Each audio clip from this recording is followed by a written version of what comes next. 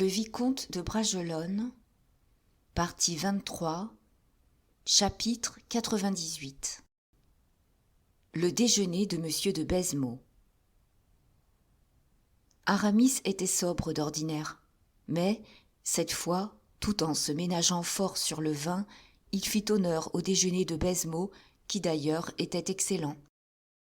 Celui-ci, de son côté, s'animait d'une gaieté folâtre. L'aspect des 5000 pistoles, sur lesquelles il tournait de temps en temps les yeux, épanouissait son cœur. De temps en temps aussi, il regardait Aramis avec un doux attendrissement.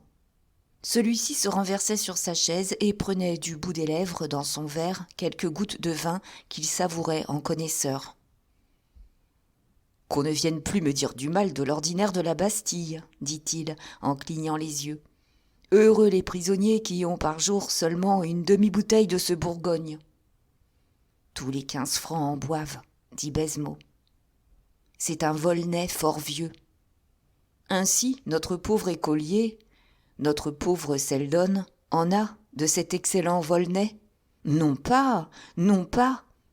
Je croyais vous avoir entendu dire qu'il était à 15 livres. Lui, jamais. Un homme qui fait des districts. Comment dites-vous cela? Des distiques. À 15 livres. Allons donc. C'est son voisin qui est à 15 livres. Son voisin? Oui. Lequel? L'autre, le deuxième Berthaudière.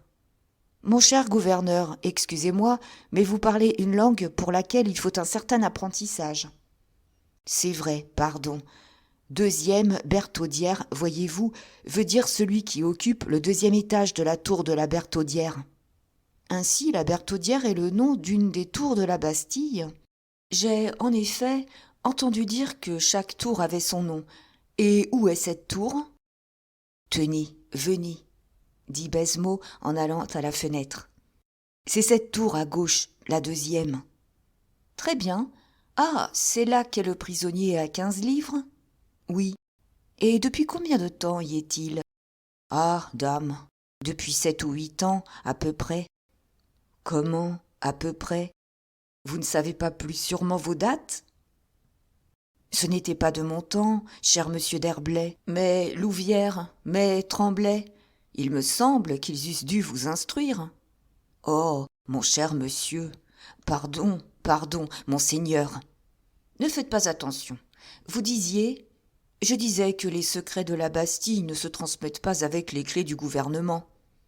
Ah ça, c'est donc un mystère que ce prisonnier, un secret d'État? Oh, un secret d'État, non, je ne crois pas. C'est un secret comme tout ce qui se fait à la Bastille. Très bien, dit Aramis, mais alors pourquoi parlez-vous plus librement de Seldon que du deuxième Berthaudière? Oui. Mais parce qu'à mon avis, le crime d'un homme qui a fait un distique est moins grand que celui qui ressemble au... Oui, je vous comprends, mais les guichetiers... Eh bien, les guichetiers... Ils causent avec vos prisonniers? Sans doute. Alors vos prisonniers doivent leur dire qu'ils ne sont pas coupables. Ils ne le leur disent que cela. C'est la formule générale. C'est l'antienne universelle. Oui, mais... Maintenant, cette ressemblance dont vous parliez tout à l'heure, après, ne peut-elle pas frapper vos guichetiers? Oh, mon cher monsieur d'Herblay, il faut être homme de cour, comme vous, pour s'occuper de tous ces détails-là. Vous avez 1000 fois raison, mon cher monsieur de Baisemeaux. Encore une goutte de ce Volnay, je vous prie. Pas une goutte, un verre. Non, vous êtes resté mousquetaire jusqu'au bout des ongles, tandis que, moi, je suis devenu évêque. Une goutte pour moi, un verre pour vous. Soit. Aramis et le gouverneur trinquèrent.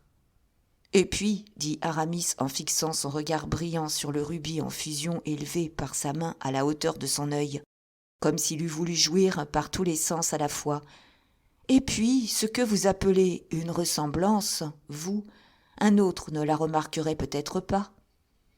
Oh, que si! Tout autre qui connaîtrait, enfin, la personne à laquelle il ressemble. Je crois, cher monsieur de Baisemeaux, que c'est tout simplement un jeu de votre esprit. Non pas, sur ma parole. Écoutez, continua Aramis, j'ai vu beaucoup de gens ressembler à celui que nous disons, mais par respect, on n'en parlait pas. Sans doute parce qu'il y a ressemblance et ressemblance. Celle-là est frappante. Et si vous le voyez, eh bien, vous en conviendriez vous-même. Si je le voyais, dit Aramis d'un air dégagé, mais je ne le verrais pas, selon toute probabilité. Et pourquoi ? Parce que si je mettais seulement le pied dans une de ces horribles chambres, je me croirais à tout jamais enterré. Et non, l'habitation est bonne. Nenni. Comment, nenni ? Je ne vous crois pas sur parole, voilà tout. Permettez, ne dites pas de mal de la deuxième, Bertaudière. Peste, c'est une bonne chambre, meublée fort agréablement, ayant tapis. Diable ! Oui, il n'a pas été malheureux, ce garçon-là. Le meilleur logement de la Bastille a été pour lui. En voilà une chance. Allons, dit froidement Aramis. Vous ne me ferez jamais croire qu'il y ait de bonnes chambres à la Bastille. Et quant à vos tapis, eh bien, quant à mes tapis, eh bien, ils n'existent que dans votre imagination. Je vois des araignées, des rats, des crapauds même. Des crapauds. Ah, dans les cachots, je ne dis pas. Mais je vois peu de meubles et pas du tout de tapis. Êtes-vous homme à vous convaincre par vos yeux, dit Baisemeaux avec entraînement. Non, oh, pardieu, non. Même pour vous assurer de cette ressemblance que vous niez comme les tapis. Quelque spectre, quelque ombre, un malheureux mourant. Non pas, un gaillard se portant comme le Pont-Neuf. Triste, maussade ? Pas du tout, folâtre. Allons donc. C'est le mot, il est lâché, je ne le retire pas. C'est impossible. Venez. Où cela ? Avec moi. Quoi faire ? Un tour de Bastille. Comment ? Vous verrez par vous-même, vous verrez de vos yeux. Et les règlements ? Oh, qu'à cela ne tienne, c'est le jour de sortie de mon major. Le lieutenant est en ronde sur les bastions. Nous sommes maîtres chez nous. Non, cher gouverneur, rien que de penser au bruit des verrous qu'il nous faudra tirer, j'en ai le frisson. Allons donc. Vous n'auriez qu'à m'oublier dans quelque 3e ou 4e Bertaudière. Brou, vous voulez rire ? Non, je vous parle sérieusement. Vous refusez une occasion unique. Savez-vous que, pour obtenir la faveur que je vous propose gratis, certains princes du sang ont offert jusqu'à 50 000 livres ? Décidément, c'est donc bien curieux. Le fruit défendu, monseigneur, le fruit défendu. Vous qui êtes d'église, vous devez savoir cela. Non, si j'avais quelque curiosité, moi, ce serait pour le pauvre écolier du distique. Eh bien, voyons celui-là, il habite la 3e Bertaudière, justement. Pourquoi dites-vous justement ? Parce que, moi, si j'avais une curiosité, ce serait pour la belle chambre tapissée et pour son locataire. Bah, des meubles, c'est banal. Une figure insignifiante, c'est sans intérêt. Un 15 livres, monseigneur, un 15 livres, c'est toujours intéressant. Ah, justement, j'oubliais de vous interroger là-dessus. Pourquoi 15 livres à celui-là et 3 livres seulement au pauvre Seldon ? Ah, voyez, c'est une chose superbe que cette distinction, mon cher monsieur, et voilà où l'on voit éclater la bonté du roi. Du roi ? Du roi ? Du cardinal, je veux dire. Ce malheureux, c'est dit monsieur de Mazarin, ce malheureux est destiné à demeurer toujours en prison. Pourquoi ? Dame, il me semble que son crime est éternel, et que, par conséquent, le châtiment doit l'être aussi. Éternel ? Sans doute, s'il n'a pas le bonheur d'avoir la petite vérole, vous comprenez, et cette chance même lui est difficile, car on n'a pas de mauvais air à la Bastille. Votre raisonnement est on ne peut plus ingénieux, cher monsieur de Baisemeaux, n'est-ce pas ? Vous vouliez donc dire que ce malheureux devait souffrir sans trêve et sans fin ? Souffrir, je n'ai pas dit cela, monseigneur. Un 15 livres ne souffre pas. Souffrir la prison, au moins. Sans doute, c'est une fatalité. Mais cette souffrance, on la lui adoucit. Enfin, vous en conviendrez, ce gaillard-là n'était pas venu au monde pour manger toutes les bonnes choses qu'il mange. Pardieu, vous allez voir, Nous avons ici ce pâté intact, ces écrevisses auxquelles nous avons à peine touché, des écrevisses de Marne, grosses comme des langoustes, voyez. Eh bien, tout cela va prendre le chemin de la 2e Bertaudière, avec une bouteille de ce Volnay que vous trouvez si bon. Ayant vu, vous ne douterez plus, j'espère. Non, mon cher gouverneur, non. Mais dans tout cela, vous ne pensez qu'aux bienheureuses 15 livres, et vous oubliez toujours le pauvre Seldon, mon protégé. Soit, à votre considération, jour de fête pour lui. Il aura des biscuits et des confitures, avec ce flacon de Porto. Vous êtes un brave homme, je vous l'ai déjà dit, et je vous le répète, mon cher Baisemeaux. Partons, partons, dit le gouverneur un peu étourdi, moitié par le vin qu'il avait bu, moitié par les éloges d'Aramis. Souvenez-vous que c'est pour vous obliger, ce que j'en fais, dit le prélat. Oh, vous me remercierez en rentrant. Partons donc. Attendez que je prévienne le porte-clés. Baisemeaux sonna 2 coups, un homme parut. Je vais au tour, cria le gouverneur. Pas de garde, pas de tambour, pas de bruit, enfin. Si je ne laissais ici mon manteau, dit Aramis en affectant la crainte, je croirais, en vérité, que je vais en prison pour mon propre compte. Le porte-clés précéda le gouverneur. Aramis prit la droite. Quelques soldats épars dans la cour se rangèrent, fermes comme des pieux, sur le passage du gouverneur. Baisemeaux fit franchir à son hôte plusieurs marches qui menaient à une espèce d'esplanade.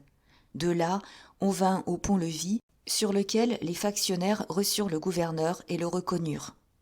« Monsieur, dit alors le gouverneur en se retournant du côté d'Aramis, et en parlant de façon que les factionnaires ne perdissent point une de ses paroles. Monsieur, vous avez bonne mémoire, n'est-ce pas ? Pourquoi ? Demanda Aramis. Pour vos plans et pour vos mesures, car vous savez qu'il n'est pas permis, même aux architectes, d'entrer chez les personnes avec du papier, des plumes ou un crayon. Bon, se dit Aramis à lui-même, il paraît que je suis un architecte. N'est-ce pas encore là une plaisanterie de d'Artagnan, qui m'a vu ingénieur à Belle-Île ?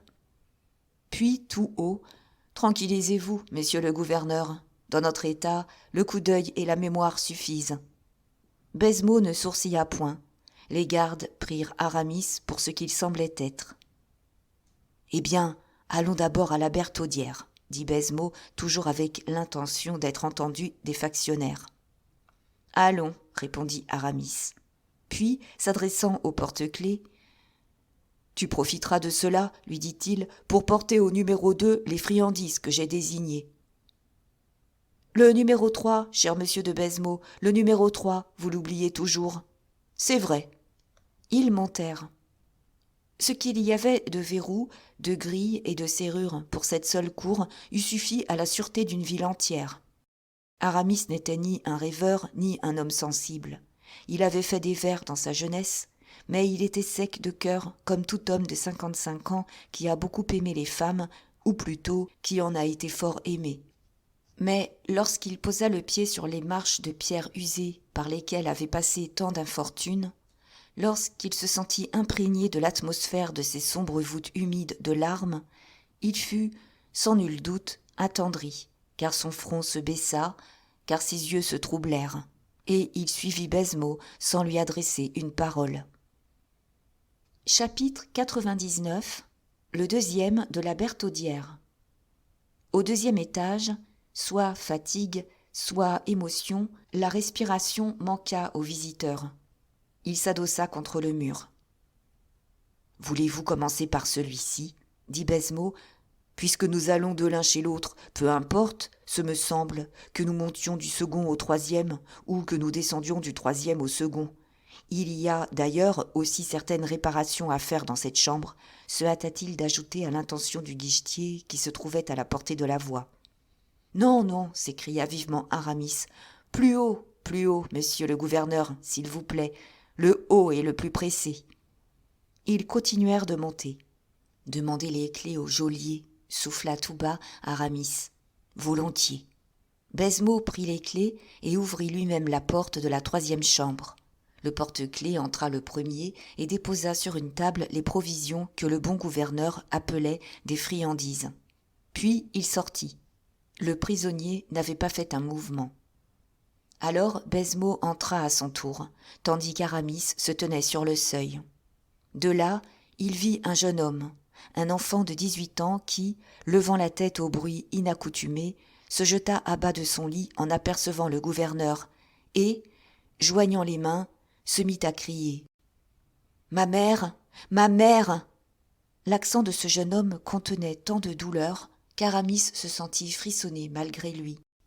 « Mon cher hôte, lui dit Baisemeaux en essayant de sourire, je vous apporte à la fois une distraction et un extra, la distraction pour l'esprit et l'extra pour le corps. Voilà monsieur qui va prendre des mesures sur vous, et voilà des confitures pour votre dessert. »« Oh, monsieur, monsieur, dit le jeune homme, laissez-moi seul pendant 1 an. Nourrissez-moi de pain et d'eau pendant 1 an, mais dites-moi qu'au bout d'1 an, je sortirai d'ici. Dites-moi qu'au bout d'1 an, je reverrai ma mère. »« Mais, mon cher ami, dit Baisemeaux, je vous ai entendu dire à vous-même qu'elle était fort pauvre, votre mère, que vous étiez fort mal logé chez elle, tandis qu'ici, peste. »« Si elle était pauvre, monsieur, raison de plus pour qu'on lui rende son soutien. Mal logé chez elle ? Oh, monsieur, on est toujours bien logé quand on est libre. Enfin, puisque vous dites vous-même que vous n'avez fait que ce malheureux distique. Et sans intention, monsieur, sans intention aucune, je vous jure. Je lisais Martial quand l'idée m'en est venue. Oh, monsieur, qu'on me punisse, moi, qu'on me coupe la main avec laquelle je l'ai écrit. Je travaillerai de l'autre, mais qu'on me rende ma mère. »« Mon enfant, dit Baisemeaux, vous savez que cela ne dépend pas de moi. Je ne puis que vous augmenter votre ration, vous donner un petit verre de Porto, vous glisser un biscuit entre 2 assiettes. »« Oh, mon Dieu !» s'écria le jeune homme en se renversant en arrière et en se roulant sur le parquet. Aramis, incapable de supporter plus longtemps cette scène, se retira jusque sur le palier. « Le malheureux !» murmurait-il tout bas. « Oh oui, monsieur, il est bien malheureux, mais c'est la faute de ses parents. »« Comment cela ? » ?»« Sans doute. Pourquoi lui faisait-on apprendre le latin ? Trop de science, voyez-vous, monsieur, ça nuit. Moi, je ne sais ni lire ni écrire. Aussi, je ne suis pas en prison. » Aramis regarda cet homme qui appelait n'être pas en prison, être geôlier à la Bastille. Quant à Baisemeaux, voyant le peu d'effet de ses conseils et de son vin de Porto, il sortit tout troublé. « Eh bien, et la porte, dit le geôlier. « Vous oubliez de refermer la porte. »« C'est vrai, dit Baisemeaux. Tiens, voilà les clés. »« Je demanderai la grâce de cet enfant, dit Aramis. »« Et si vous ne l'obtenez pas, dit Baisemeaux, demandez au moins qu'on le porte à 10 livres. Cela fait que nous y gagnerons tous les 2. »« Si l'autre prisonnier appelle aussi sa mère, fit Aramis, j'aime mieux ne pas entrer. Je prendrai mesure du dehors. »« Oh, dit le geôlier, n'ayez pas peur, monsieur l'architecte. Celui-là, il est doux comme un agneau. Pour appeler sa mère, il faudrait qu'il parlât, et il ne parle jamais. »« Alors entrons, dit sourdement Aramis. »« Oh, monsieur, dit le porte-clés, vous êtes architecte des prisons. »« Oui. »« Et vous n'êtes pas plus habitué à la chose ? C'est étonnant. » Aramis vit que, pour ne pas inspirer de soupçons, il lui fallait appeler toute sa force à son secours. Baisemeaux avait les clés. Il ouvrit la porte. « Reste dehors, dit-il au porte-clés, et attends-nous au bas du degré. » Le porte-clés obéit et se retira. Baisemeaux passa le premier et ouvrit lui-même la 2e porte. Alors, on vit, dans le carré de lumière qui filtrait par la fenêtre grillée, un beau jeune homme de petite taille, aux cheveux courts, à la barbe déjà croissante. Il était assis sur un escabeau, le coude dans un fauteuil auquel s'appuyait tout le haut de son corps. Son habit, jeté sur le lit, était de fin velours noir, et il aspirait l'air frais qui venait s'engouffrer dans sa poitrine couverte d'une chemise de la plus belle batiste que l'on avait pu trouver. Lorsque le gouverneur entra, ce jeune homme tourna la tête avec un mouvement plein de nonchalance et, comme il reconnut Baisemeaux, il se leva et salua courtoisement. Mais, quand ses yeux se portèrent sur Aramis, demeuré dans l'ombre, celui-ci frissonna. Il pâlit et son chapeau, qu'il tenait à la main, lui échappa comme si tous les muscles venaient de se détendre à la fois. Baisemeaux, pendant ce temps, habitué à la présence de son prisonnier, semblait ne partager aucune des sensations que partageait Aramis. Il étalait sur la table son pâté et ses écrevisses, comme eût pu faire un serviteur plein de zèle. Ainsi occupé, il ne remarquait point le trouble de son hôte. Mais, quand il eut fini, adressant la parole au jeune prisonnier, « Vous avez bonne mine, dit-il, cela va bien ?»« Très bien, monsieur. »« Merci, » répondit le jeune homme. Cette voix faillit renverser Aramis. Malgré lui, il fit un pas en avant, les lèvres frémissantes. Ce mouvement était si visible qu'il ne put échapper à Baisemeaux, tout préoccupé qu'il était. « Voici un architecte qui va examiner votre cheminée, dit Baisemeaux. Fume-t-elle ? Jamais, monsieur. Vous disiez qu'on ne pouvait pas être heureux en prison, dit le gouverneur en se frottant les mains. Voici pourtant un prisonnier qui l'est. Vous ne vous plaignez pas, j'espère. Jamais. Vous ne vous ennuyez pas, dit Aramis. Jamais. Fit tout bas Baisemeaux. Avais-je raison? Dame, que voulez-vous, mon cher gouverneur? Il faut bien se rendre à l'évidence. Est-il permis de lui faire des questions? Tout autant qu'il vous plaira. Eh bien, faites-moi donc le plaisir de lui demander s'il sait pourquoi il est ici. Monsieur me charge de vous demander, dit Baisemeaux, si vous connaissez la cause de votre détention. Non, monsieur, dit simplement le jeune homme, je ne la connais pas. Mais c'est impossible, dit Aramis emporté malgré lui. Si vous ignoriez la cause de votre détention, vous seriez furieux. Je l'ai été pendant les premiers jours. Pourquoi ne l'êtes-vous plus? Parce que j'ai réfléchi. C'est étrange, dit Aramis. N'est-ce pas qu'il est étonnant? Fit Baisemeaux. Et à quoi avez-vous réfléchi? Demanda Aramis. Peut-on vous le demander, monsieur? J'ai réfléchi que, n'ayant commis aucun crime, Dieu ne pouvait me châtier. Mais qu'est-ce donc que la prison? Demanda Aramis. Si ce n'est un châtiment. Hélas, dit le jeune homme, je ne sais. Tout ce que je puis vous dire, c'est que c'est tout le contraire de ce que j'avais dit il y a 7 ans. À vous entendre, monsieur, à voir votre résignation, on serait tenté de croire que vous aimez la prison. Je la supporte. C'est dans la certitude d'être libre un jour? Je n'ai pas de certitude, monsieur. De l'espoir, voilà tout. Et cependant, chaque jour, je l'avoue, cet espoir se perd. Mais enfin, pourquoi ne seriez-vous pas libre, puisque vous l'avez déjà été? C'est justement, répondit le jeune homme, la raison qui m'empêche d'attendre la liberté. Pourquoi m'eût-on emprisonné si l'on avait l'intention de me faire libre plus tard? Quel âge avez-vous? Je ne sais. Comment vous nommez-vous? J'ai oublié le nom qu'on me donnait. Vos parents? Je ne les ai jamais connus.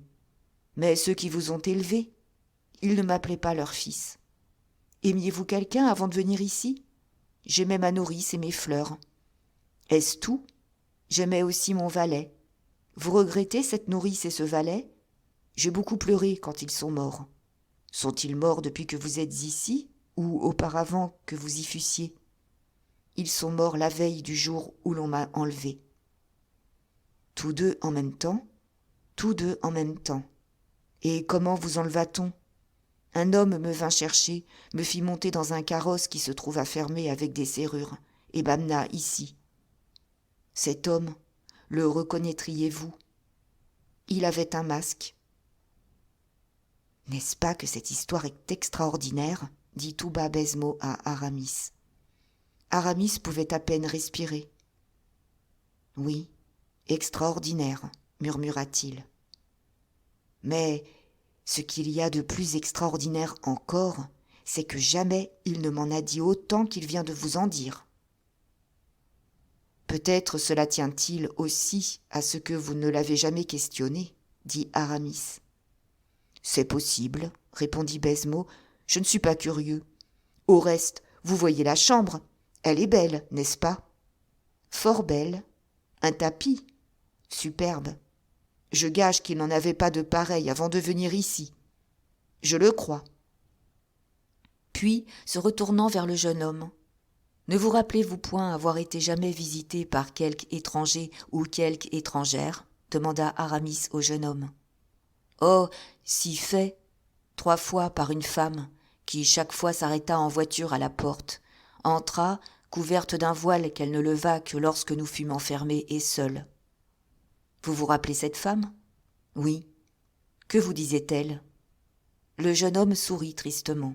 « Elle me demandait ce que vous me demandez, si j'étais heureux et si je m'ennuyais. Et lorsqu'elle arrivait ou partait, elle me pressait dans ses bras, me serrait sur son cœur, m'embrassait. Vous vous la rappelez ? À merveille. Je vous demande si vous vous rappelez les traits de son visage. Oui. Donc vous la reconnaîtriez si le hasard l'amenait devant vous ou vous conduisait à elle ? Eh bien, certainement. Un éclair de fugitive satisfaction passa sur le visage d'Aramis. En ce moment, Baisemeaux entendit le porte-clés qui remontait. « Voulez-vous que nous sortions ?» dit-il vivement à Aramis. Probablement, Aramis savait tout ce qu'il voulait savoir. « Quand il vous plaira, » dit-il. Le jeune homme les vit se disposer à partir et les salua poliment. Baisemeaux répondit par une simple inclination de tête. Aramis, rendu respectueux par le malheur sans doute, salua profondément le prisonnier. Ils sortirent. Baisemeaux ferma la porte derrière eux. « Eh bien, fit Baisemeaux dans l'escalier, que dites-vous de tout cela ? » « J'ai découvert le secret, mon cher gouverneur, dit-il. »« Bah, et quel est ce secret ? » ?»« Il y a eu un assassinat commis dans cette maison. »« Allons donc. Comprenez-vous ? Le valet et la nourrice morts le même jour ? » ?»« Eh bien, poison. »« Ah ? Ah ? Qu'en dites-vous ? » ?»« Que cela pourrait bien être vrai. Quoi, ce jeune homme serait un assassin ? » ?»« Eh, qui vous dit cela ? Comment voulez-vous que le pauvre enfant soit un assassin ? » ?»« C'est ce que je disais. Le crime a été commis dans sa maison. C'est assez, peut-être, a-t-il vu les criminels, et l'on craint qu'ils ne parlent. » »« Diable, si je savais cela ! Eh bien, je redoublerais de surveillance. Et il n'a pas l'air d'avoir envie de se sauver. Ah, les prisonniers, vous ne les connaissez pas. A-t-il des livres ? Jamais. Défense absolue de lui en donner. Absolue ? De la main même de M. Mazarin. Et vous avez cette note ? Oui, monseigneur. La voulez-vous voir en revenant prendre votre manteau ? Je le veux bien, les autographes me plaisent fort. Celui-là est d'une certitude superbe, il n'y a qu'une rature. Ah ? Ah ? Une rature. Et à quel propos, cette rature ? À propos d'un chiffre. D'un chiffre ? Oui. Voilà ce qu'il y avait d'abord. Pension à 50 livres. Comme les princes du sang, alors. Mais le cardinal aura vu qu'il se trompait, vous comprenez bien. Il a biffé le 0 et a ajouté un devant le 5. Mais, à propos, quoi ?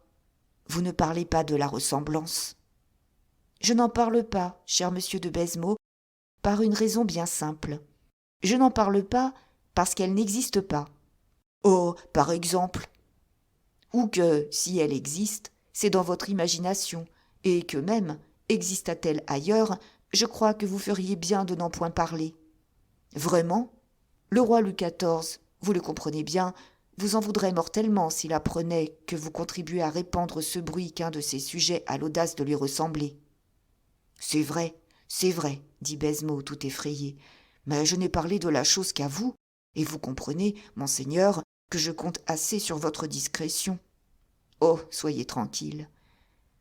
Voulez-vous toujours voir la note ? Dit Baisemeaux ébranlé. Sans doute. En causant ainsi, ils étaient rentrés. Baisemeaux tira de l'armoire un registre particulier pareil à celui qu'il avait déjà montré à Aramis, mais fermé par une serrure. La clé qui ouvrait cette serrure faisait partie d'un petit trousseau que Baisemeaux portait toujours sur lui. Puis, posant le livre sur la table, il l'ouvrit à la lettre M et montra à Aramis cette note et la colonne des observations. Jamais de livre, linge de la plus grande finesse, habits recherchés, pas de promenade, pas de changement de geôlier, pas de communication. instruments de musique, toute licence pour le bien-être, 15 livres de nourriture. Monsieur de Besmont peut réclamer si les 15 livres ne lui suffisent pas. Tiens, au fait, dit Besmont, j'y songe. Je réclamerai. Aramis referma le livre. Oui, dit-il, c'est bien de la main de monsieur de Mazarin. Je reconnais son écriture. Maintenant, mon cher gouverneur, continua-t-il, comme si cette dernière communication avait épuisé son intérêt, passons, si vous le voulez bien, à nos petits arrangements. Eh bien, quel terme voulez-vous que je prenne ? Fixez vous-même. Ne prenez pas de terme, faites-moi une reconnaissance pure et simple de 150 000 francs. Exigible ? À ma volonté. Mais, vous comprenez, je ne voudrais que lorsque vous voudrez vous-même. Oh, je suis tranquille, dit Besmont en souriant, mais je vous ai déjà donné 2 reçus. Aussi, vous voyez, je les déchire. Et Aramis, après avoir montré les 2 reçus au gouverneur, les déchira en effet. Vaincu par une pareille marque de confiance, Besmont souscrivit sans hésitation une obligation de 150 000 francs remboursable à la volonté du prélat.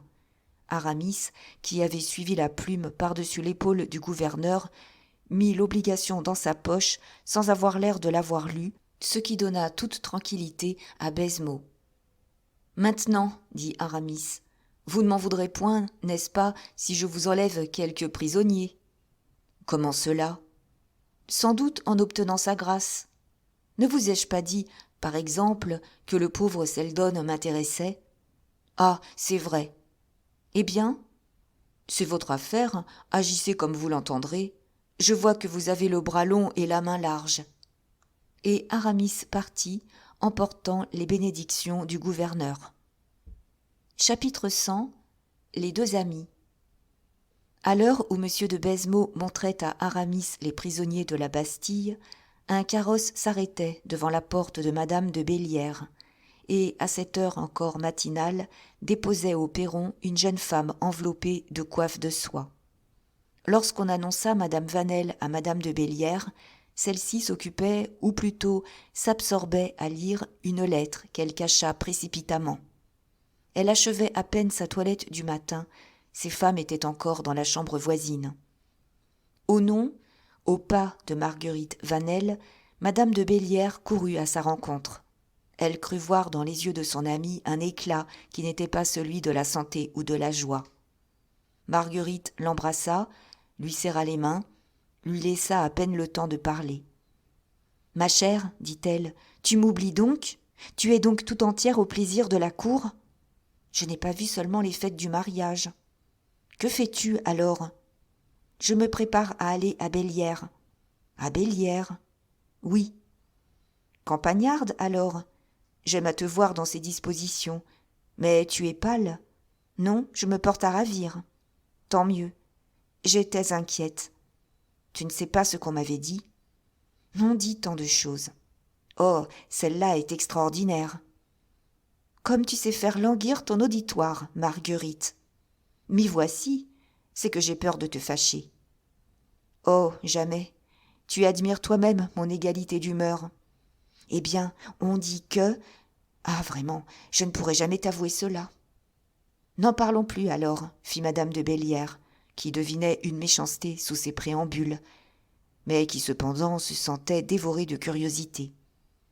Eh bien, ma chère marquise, on dit que depuis quelque temps tu regrettes beaucoup moins monsieur de Bellière, le pauvre homme. C'est un mauvais bruit, Marguerite. Je regrette et regretterai toujours mon mari. Mais voilà 2 ans qu'il est mort. Je n'en ai que 28, et la douleur de sa perte ne doit pas dominer toutes les actions, toutes les pensées de ma vie. Je le dirai que toi, Marguerite, la femme par excellence, tu ne le croirais pas. Pourquoi ? Tu as le cœur si tendre, répliqua méchamment Madame Vanel. Tu l'as aussi, Marguerite, et je n'ai pas vu que tu te laissasses abattre par le chagrin quand le cœur était blessé. Ces mots étaient une allusion directe à la rupture de Marguerite avec le surintendant. Ils étaient aussi un reproche voilé, mais direct, fait au cœur de la jeune femme. Comme si elle n'eût attendu que ce signal pour décocher sa flèche, Marguerite s'écria « Eh bien, Élise, on dit que tu es amoureuse. » et elle dévora du regard madame de Bellière, qui rougit sans pouvoir s'en empêcher. « On ne se fait jamais faute de calomnier les femmes, » répliqua la marquise après un instant de silence. « Oh, on ne te calomnie pas, Élise. Comment ? On dit que je suis amoureuse et on ne me calomnie pas ? D'abord, si c'est vrai, il n'y a pas de calomnie, il n'y a que médisance. Ensuite, car tu ne me laisses pas achever, le public ne dit pas que tu t'abandonnes à cet amour. Il te peint, au contraire, comme une vertueuse amante armée de griffes et de dents, te renfermant chez toi comme dans une forteresse, et dans une forteresse autrement impénétrable que celle de Danaé, bien que la tour de Danaé fût faite d'airain. « Tu as de l'esprit, Marguerite, » dit madame de Bellière, tremblante. « Tu m'as toujours flattée, Élise. Bref, on te dit incorruptible et inaccessible. Tu vois, si l'on ne te calomnie. Mais à quoi rêves-tu pendant que je te parle ? Moi ? Oui, tu es toute rouge et toute muette. Je cherche, dit la marquise, relevant ses beaux yeux brillants d'un commencement de colère. Je cherche à quoi tu as pu faire allusion, toi, si savante dans la mythologie, en me comparant à Danaé. Ah ah, fit Marguerite en riant, tu cherches cela ? Oui, ne te souvient-il pas qu'au couvent, lorsque nous cherchions des problèmes d'arithmétique, ah, c'est savant aussi, ce que je vais te dire, mais à mon tour. Ne te souviens-tu pas que, si l'un des termes était donné, nous devions trouver l'autre ? Cherche, alors, cherche. Mais je ne devine pas ce que tu veux dire.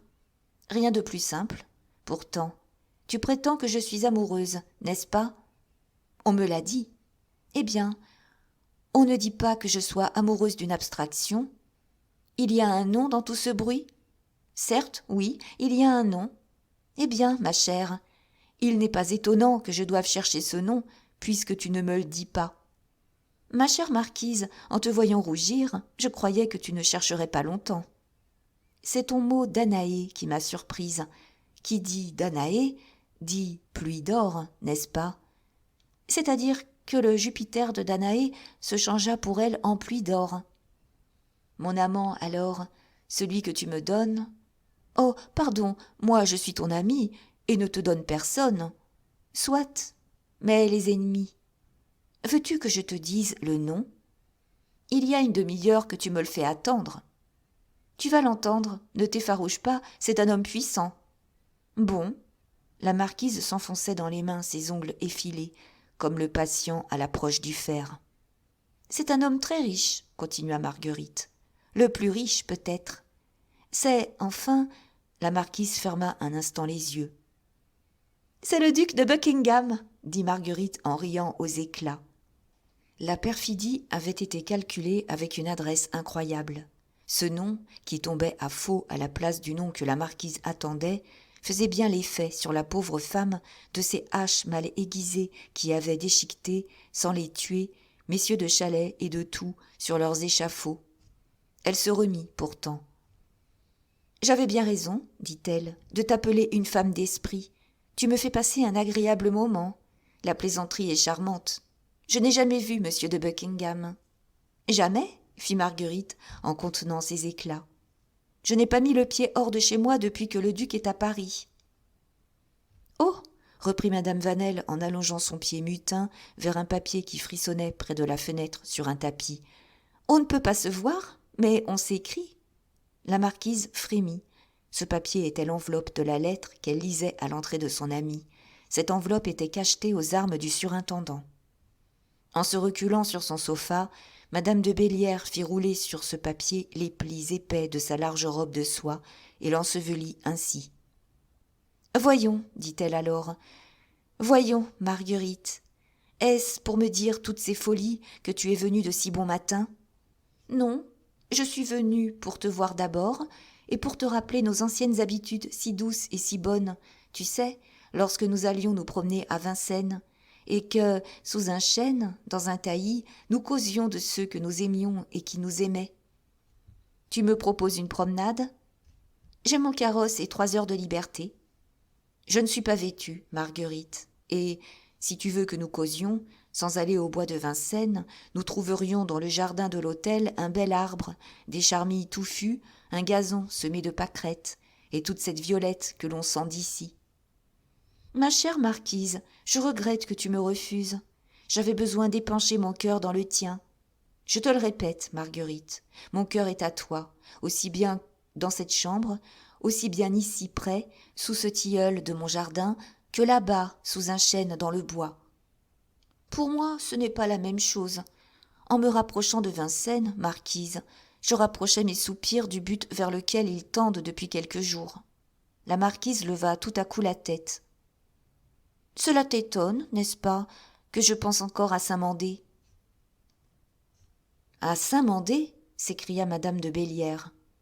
Et les regards des deux femmes se croisèrent comme deux épées inquiètes au premier engagement du combat. Toi, si fière, dit avec dédain la marquise. Moi, si fière, répliqua madame Vanel. Je suis ainsi faite. Je ne pardonne pas l'oubli, je ne supporte pas l'infidélité. Quand je quitte et qu'on pleure, je suis tentée d'aimer encore. Mais quand on me quitte et qu'on rit, j'aime éperdument. Madame de Bellière fit un mouvement involontaire. Elle est jalouse, se dit Marguerite. Alors, continua la marquise, tu es éperdument éprise de monsieur de Buckingham ? Non, je me trompe. De monsieur Fouquet ? Elle sentit le coup, et tout son sang afflua sur son cœur. Et tu voulais aller à Vincennes, à Saint-Mandé même. Je ne sais ce que je voulais. Tu m'eusses conseillé, peut-être. En quoi ? Tu l'as fait souvent ? Certes, ce n'eût point été en cette occasion. Car moi, je ne pardonne pas comme toi. J'aime moins peut-être, mais quand mon cœur a été froissé, c'est pour toujours. Mais monsieur Fouquet ne t'a pas froissé, dit avec une naïveté de vierge Marguerite Vanel. Tu comprends parfaitement ce que je veux te dire. Monsieur Fouquet ne m'a pas froissé. Il ne m'est connu ni par faveur ni par injure, mais tu as à te plaindre de lui. Tu es mon ami. Je ne te conseillerai donc pas comme tu voudrais. Ah, tu préjuges ? Les soupirs dont tu parlais sont plus que des indices. Ah, mais tu m'accables, fit tout à coup la jeune femme en rassemblant toutes ses forces comme le lutteur qui s'apprête à porter le dernier coup. Tu ne comptes qu'avec mes mauvaises passions et mes faiblesses. Quant à ce que j'ai de sentiments purs et généreux, tu n'en parles point. Si je me sens entraînée en ce moment vers monsieur le surintendant, si je fais même un pas vers lui, ce qui est probable, je te le confesse, c'est que le sort de monsieur Fouquet me touche profondément. C'est qu'il est, selon moi, un des hommes les plus malheureux qui soient. Ah, fit la marquise en appuyant une main sur son cœur. Il y a donc quelque chose de nouveau ? Tu ne sais donc pas ? Je ne sais rien, dit madame de Bellière, avec cette palpitation de l'angoisse qui suspend la pensée et la parole, qui suspend jusqu'à la vie. Ma chère, il y a d'abord que toute la faveur du roi s'est retirée de monsieur Fouquet pour passer à monsieur Colbert. Oui, on le dit. Et c'est tout simple, depuis la découverte du complot de Belle-Île. On m'avait assuré que cette découverte de fortification avait tourné à l'honneur de monsieur Fouquet. Marguerite se mit à rire d'une façon si cruelle que madame de Bellière lui eut en ce moment plongé avec joie un poignard dans le cœur. « Ma chère, continua Marguerite, il ne s'agit plus même de l'honneur de monsieur Fouquet, il s'agit de son salut. Avant 3 jours, la ruine du surintendant est consommée. »« Oh, fit la marquise en souriant à son tour, c'est allé un peu vite. »« J'ai dit 3 jours, parce que j'aime à me leurrer d'une espérance, mais très certainement la catastrophe ne passera pas 24 heures. » « Et pourquoi ? » ?»« Par la plus humble de toutes les raisons, monsieur Fouquet n'a plus d'argent. » Dans la finance, ma chère Marguerite, tel n'a pas d'argent aujourd'hui qui demain fait rentrer des millions. Cela pouvait être pour monsieur Fouquet, alors qu'il avait 2 amis riches et habiles qui amassaient pour lui et faisaient sortir l'argent de tous les coffres. Mais ses amis sont morts. Les écus ne meurent pas, Marguerite. Ils sont cachés. On les cherche, on les achète et on les trouve. Tu vois en blanc et en rose, tant mieux pour toi. Il est bien fâcheux que tu ne sois pas l'égérie de monsieur Fouquet. Tu lui indiquerais la source où il pourra puiser les millions que le roi lui a demandés hier. »« Des millions » fit la marquise avec effroi. 4, c'est un nombre pair. Infâme, murmura madame de Bélières, torturée par cette féroce joie. Monsieur Fouquet a bien 4 millions, je pense, répliqua-t-elle courageusement.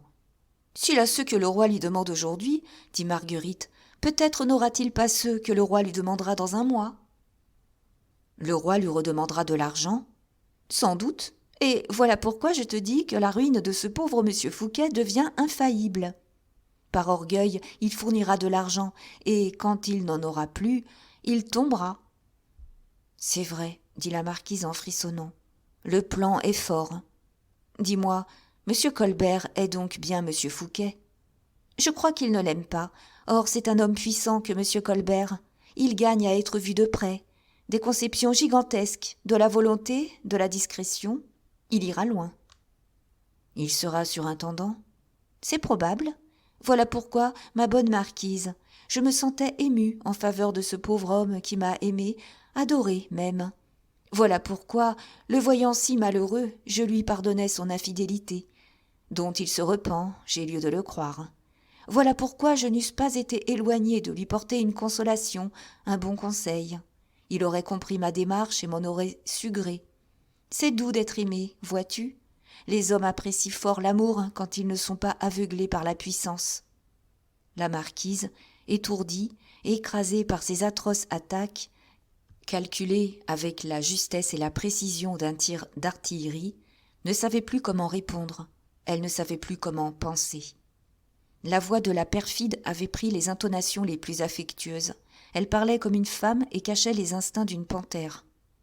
« Eh bien, dit madame de Bélières, qui espéra vaguement que Marguerite cessait d'accabler l'ennemi vaincu.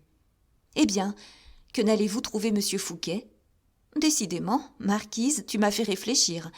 Non, il serait inconvenant que je fisse la première démarche. Monsieur Fouquet m'aime sans doute, mais il est trop fier. Je ne puis m'exposer à un affront. J'ai mon mari, d'ailleurs, aménagé. Tu ne me dis rien? Allons, je consulterai là-dessus monsieur Colbert. » Elle se leva en souriant comme pour prendre congé. La marquise n'eut pas la force de l'imiter. Marguerite fit quelques pas pour continuer à jouir de l'humiliante douleur où sa rivale était plongée. Puis, soudain, « Tu ne me reconduis pas ?» dit-elle. La marquise se leva, pâle et froide, sans s'inquiéter davantage de cette enveloppe qui l'avait si fort préoccupée au commencement de la conversation et que son premier pas laissa à découvert. Puis elle ouvrit la porte de son oratoire et, sans même retourner la tête du côté de Marguerite Vanel, elle s'y enferma. Marguerite prononça, ou plutôt balbutia 3 ou 4 paroles que madame de Bélières n'entendit même pas. Mais, aussitôt que la marquise eut disparu, son envieuse ennemie ne put résister au désir de s'assurer que ses soupçons étaient fondés. Elle s'allongea comme une panthère et saisit l'enveloppe. « Ah !» dit-elle en grinçant des dents, « c'était bien une lettre de monsieur Fouquet qu'elle lisait quand je suis arrivée. » Et elle s'élança, à son tour, hors de la chambre. Pendant ce temps, la marquise, arrivée derrière le rempart de sa porte, sentait qu'elle était au bout de ses forces. Un instant, elle resta roide, pâle et immobile comme une statue. Puis, comme une statue qu'un vent d'orage ébranle sur sa base, elle chancela et tomba inanimée sur le tapis.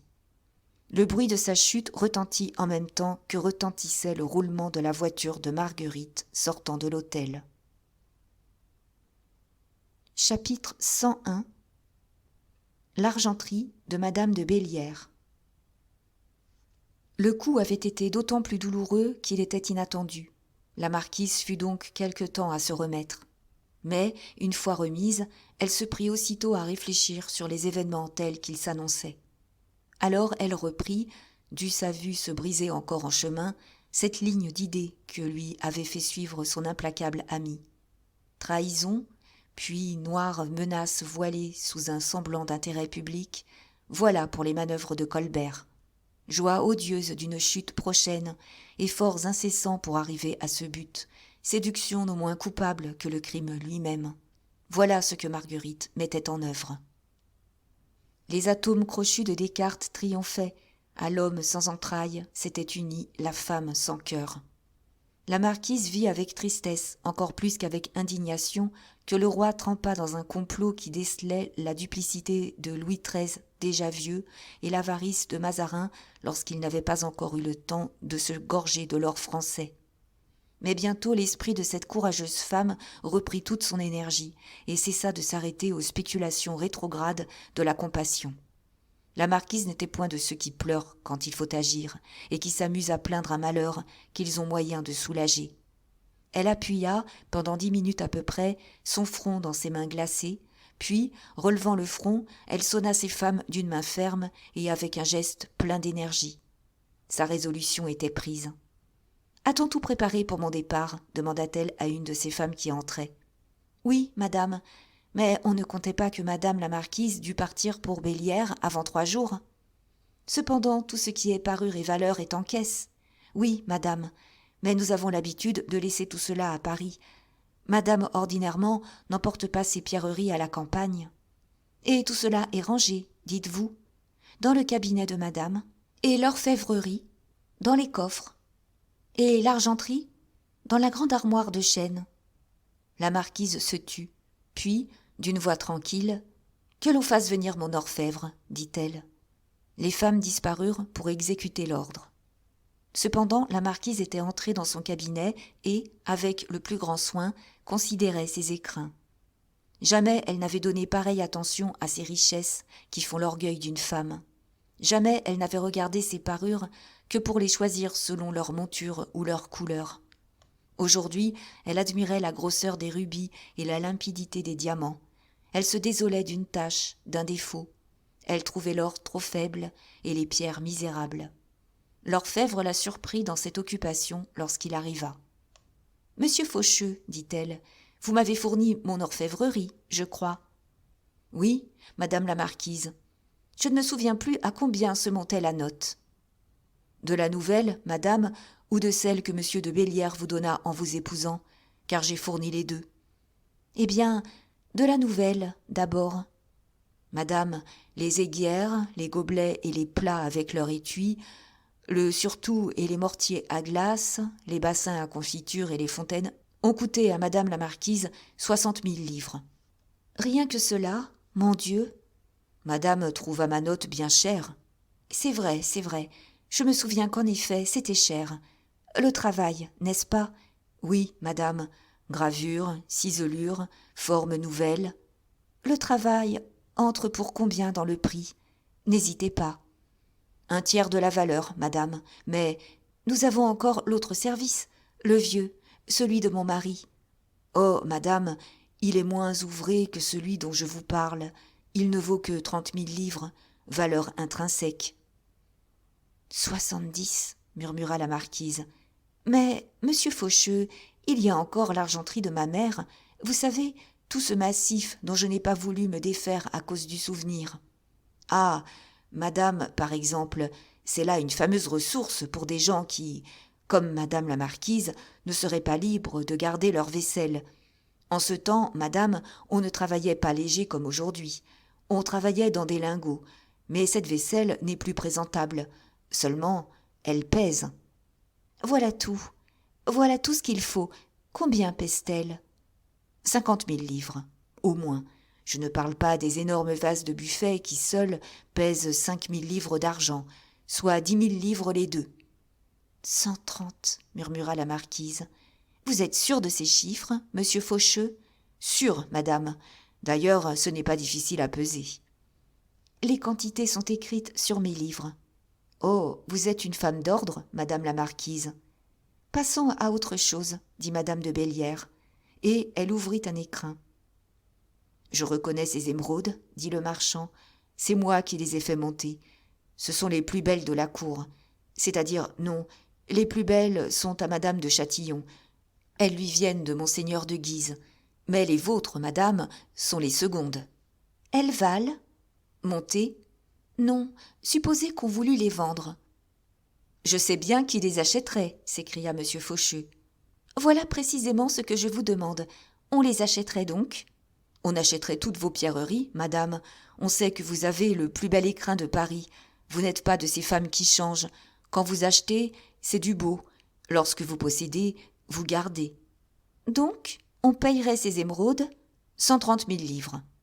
La marquise écrivit sur des tablettes, avec un crayon, le chiffre cité par l'orfèvre. « Ce collier de rubis, dit-elle. »« Des rubis balais ? Les voici. Ils sont beaux, ils sont superbes. Je ne vous connaissais pas ces pierres, madame. Estimez. 200 000 livres. Celui du milieu en vaut 100 à lui seul. »« Oui, oui, c'est ce que je pensais, dit la marquise. Les diamants. Les diamants, oh, j'en ai beaucoup. Bagues, chaînes, pendants et girandoles, agrafes, ferrets. Estimez, monsieur Faucheux, estimez. » L'orfèvre prit sa loupe, ses balances, pesa, lorgna, et tout bas, faisant son addition.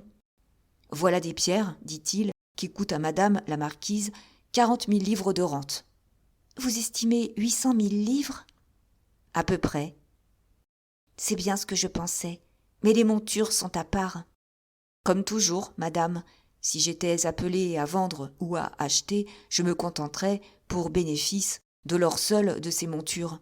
J'aurais encore 25 bonnes 1000 livres. »« C'est joli. »« Oui, madame, très joli. »« Acceptez-vous le bénéfice à la condition de faire argent comptant des pierreries ?»« Mais, madame, s'écria l'orfèvre effaré, vous ne vendez pas vos diamants, je suppose. » « Silence, monsieur Faucheux, ne vous inquiétez pas de cela. Rendez-moi seulement réponse. Vous êtes honnête homme, fournisseur de ma maison depuis 30 ans. Vous avez connu mon père et ma mère. Que servaient votre père et votre mère? Je vous parle comme à un ami. Acceptez-vous l'or des montures contre une somme comptant que vous verserez entre mes mains? 800 000 livres, mais c'est énorme. Je le sais. Impossible à trouver. Oh, que non.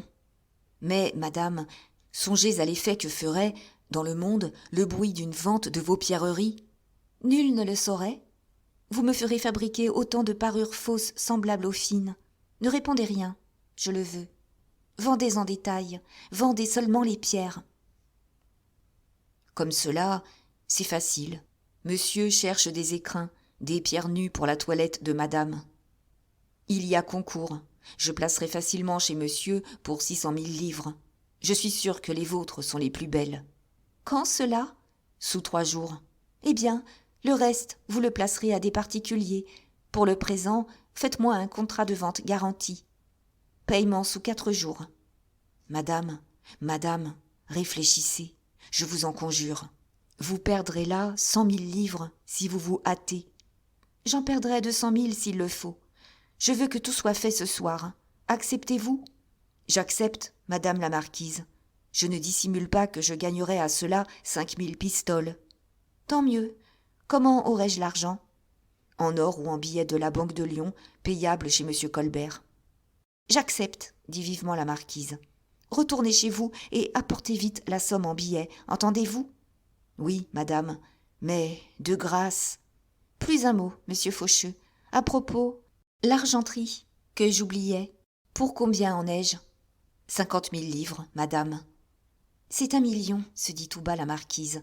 Monsieur Faucheux, vous ferez prendre aussi l'orfèvrerie et l'argenterie avec toute la vaisselle. Je prétexte une refonte pour des modèles plus à mon goût. Fondez, dis-je, et rendez-moi la valeur en or, sur le champ.